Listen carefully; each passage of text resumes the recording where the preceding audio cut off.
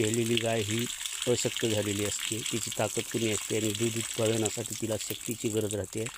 त्यासाठी तिला अशक्त होऊ नये, आजारी पडू नये, कुठले आजार होऊ नये यासाठी तिला स्वच्छ जागी बांधणे, स्वच्छता पाळणे, तिला पाणीसुद्धा शुद्ध पाजवणे. चारा टाकताना काळजी घ्यायची, चारा हा आणल्या टाकायचा नाही.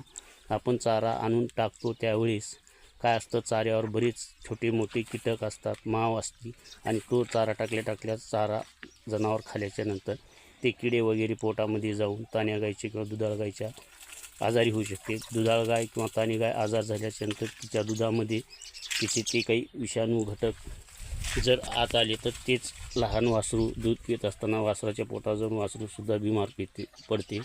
त्यासाठी वासराची आणि गायची तान्या म्हणजे दुधाळ काळजी घेताना ह्या गोष्टी लक्षात ठेवाव्यात. चारा तो शक्यतो आणल्या टाकू नये, त्याला थोडा वेळ ठेवावा, म्हणजे तो सुकला किंवा थोडा वेळ थांबल्याच्यानंतर ते कीटक त्यापासून दूर निघून जातात आणि त्यामुळे गाईच्या चाऱ्यामध्ये कीटक, आळी, किडे वगैरे जाणार नाहीत पोटामध्ये आणि गाय बिमार पडणार नाही याची काळजी घ्यावी. ही महत्त्वाची बाब आहे. तसेच गाईला देणारा जाणारा आहार हा सशक्त असावा आणि जो आहार आपण देतो